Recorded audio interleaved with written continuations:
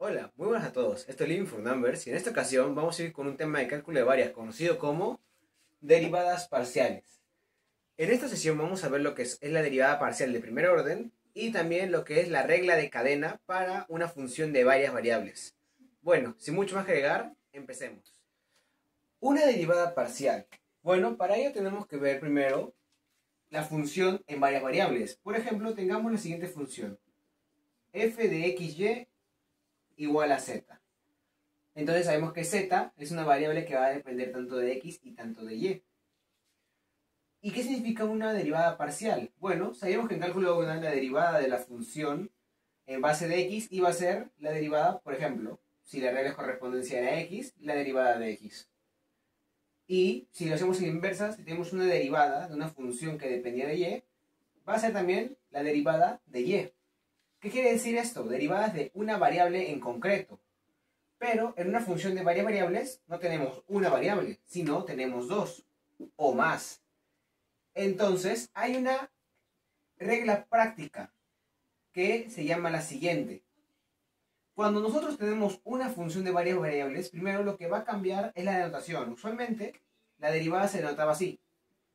F con respecto a la variable. Por ejemplo, derivada de f con respecto a x. Derivada de f con respecto a y.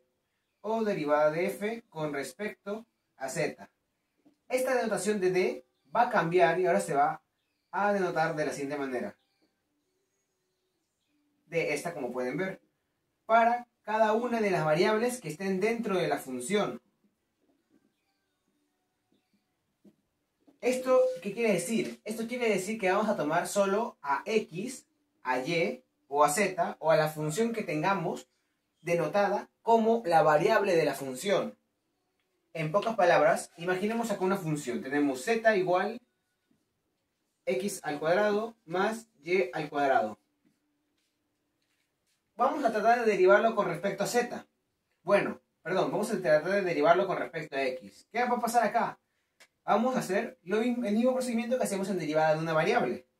Pero ahora tenemos dos valores. Entonces, esto va a ser igual a la derivada de toda la función, que en este caso toda la función es x al cuadrado más y al cuadrado, con respecto a la variable x.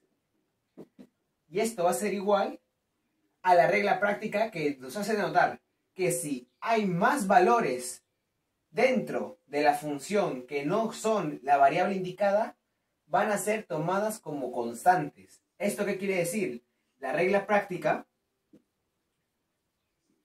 nos indica que para el caso de una función que dependa de, por ejemplo, x y y, al momento de derivarla parcialmente con respecto a una de las variables, como en este caso x, la otra variable, que sería y, ya no es variable, sino se trataría como una constante. Por lo tanto, se deriva como si fuese una constante. Entonces, al momento de derivarlo, ¿qué pasaría? Vamos a derivar. Derivamos con respecto a x. Entonces, la derivada de x al cuadrado es igual a 2x. Y la derivada de y, que y ahora es una constante, ¿qué pasaría? La derivada de una constante, ¿cuánto es? La derivada de una constante es 0. Por lo tanto, la derivada parcial de esta función con respecto a x es igual a 2x. Mientras, si lo hacemos con respecto a y, va a pasar otra cosa. Vamos a hacer el mismo procedimiento. La derivada de x más y al cuadrado, derivada con respecto a y se va a producir lo siguiente. Se va a tomar a x como constante y a y sí se le va a derivar con respecto a su variable. La derivada de y al cuadrado es igual a 2y. Y si hubiese una variable z, porque la función fuese de x, y, z, pasaría lo mismo con el eje z, o con la variable z, mejor dicho, tomando a las otras dos como constantes. Y, ojo, acá solo he derivado una vez con respecto a una variable, por lo tanto es una derivada de primer orden. Dentro de unas sesiones vamos a ver lo que es una derivada de orden 2 o mayor a ella. ¿Y esto qué nos indica estos valores? Bueno, recordemos qué significa, por ejemplo, para la física, una derivada. La velocidad es igual a la derivada de la posición con respecto al tiempo. ¿Esto qué quiere decir? Quiere decir que la posición cambia en cierta cantidad con respecto a cuánto tiempo transcurra algo. Esto, en simples palabras, para una derivada en x, quiere decir lo siguiente. El cambio instantáneo, o sea, el cambio que ocurre en un instante de una función en base a su eje x. Eso quiere decir cómo cambia una función en su eje x en cada instante.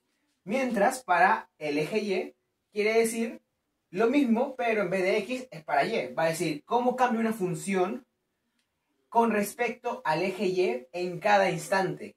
Y esto va a ser de mucha ayuda para evaluar situaciones donde queramos encontrar los diferenciales o los errores relativos de una función y de un caso real que veremos más adelante. Bueno, eso sería todo con respecto a las derivadas parciales. Recordemos que usualmente para estos casos podemos usar la regla práctica de que si derivamos parcialmente con respecto a una variable, la otra o las otras van a ser van a ser constantes para cualquier caso. Y bueno, nos vemos en la siguiente parte del video con lo que es la regla de cadena para una función de dos variables o más. Bueno, ahora vamos a recordar mínimamente lo que era la regla de cadena para cálculo de una variable. Tenemos acá la aceleración. La aceleración sabemos que es igual a la derivada de la velocidad con respecto a un tiempo. ¿Sí o no? Es lo normal, es algo de física. Pero, ¿cómo llegamos a esto? Bueno, imaginemos que tenemos una velocidad en función de la posición y no en función del tiempo. Entonces tenemos que hacer de que esta velocidad se convierta en una función, o mejor dicho, al derivar esta velocidad vamos a encontrar una derivada de la velocidad con respecto a la posición. Pero si quiero encontrar la aceleración, tengo que multiplicarle cómo cambia la posición con respecto al tiempo, o sea, multiplicarlo por una velocidad.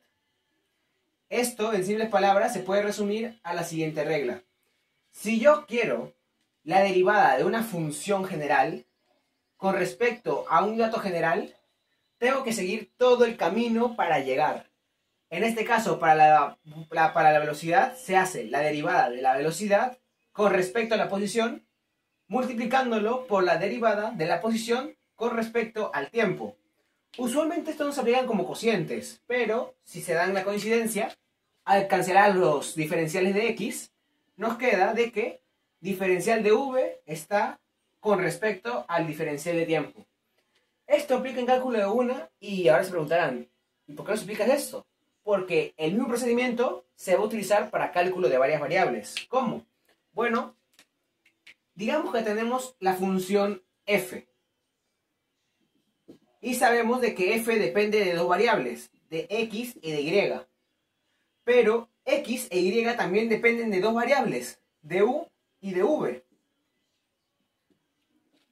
Y yo quiero la derivada de f, la derivada parcial de f, con respecto a la variable u. ¿Qué tengo que hacer? Bueno, el camino a seguir es el siguiente. Si quiero la derivada parcial de f con respecto a u, tengo que hacer un trayecto por todo el camino de f hasta llegar a u. En el caso de x sería el trayecto de acá. Y en el caso de y sería este trayecto. ¿Qué quiere decir? Que hay dos trayectos por el cual yo puedo llegar a u.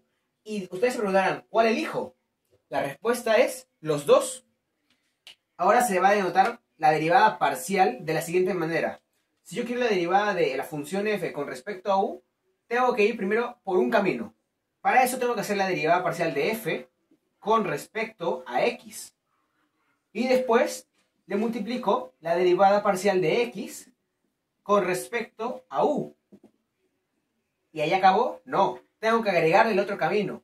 Como dice la palabra agregar, ¿a qué le suena?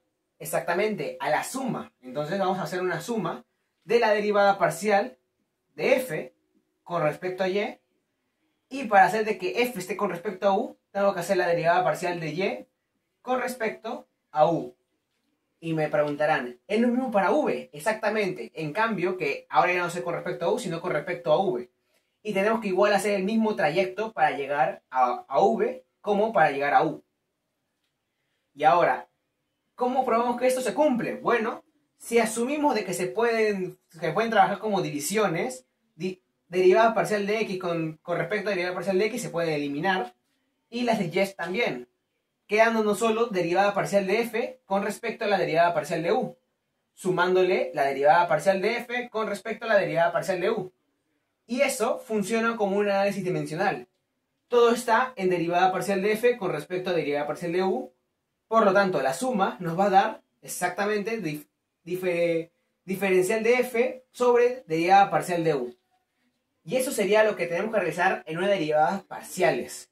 Ahora, esto puede sonar muy complicado porque caben muchas nuevas nomenclaturas, muchas letras. Vamos con un ejemplo práctico de esto. Ya que no tenemos ya escrito. Tenemos una función f que depende de x y de y, como es este caso. Y sabemos que x depende de u y de v. Y y también depende de u y de v. Entonces, ¿qué queremos? Vamos a hacer el caso de acá. Yo quiero la derivada parcial de la función f con respecto a la variable u. Entonces, derivada parcial de f con respecto a la derivada parcial de u. Primero, ¿qué hago? Tengo que derivar parcialmente a f, tanto con x como con y. Entonces, ¿cuánto es la derivada parcial con respecto a x? Tratas a y como constante, entonces nos quedaría derivada de una constante 0. Derivada de x al cuadrado con respecto a x nos queda 2x. Voy a dejar un espacio y le pongo un más. Ahora derivamos con respecto a y. Al derivar con respecto a y nos pasa lo siguiente. X es constante, se iguala a 0. Y la derivada de y al cuadrado con respecto a y va a ser igual a 2y. Y queda un espacio vacío.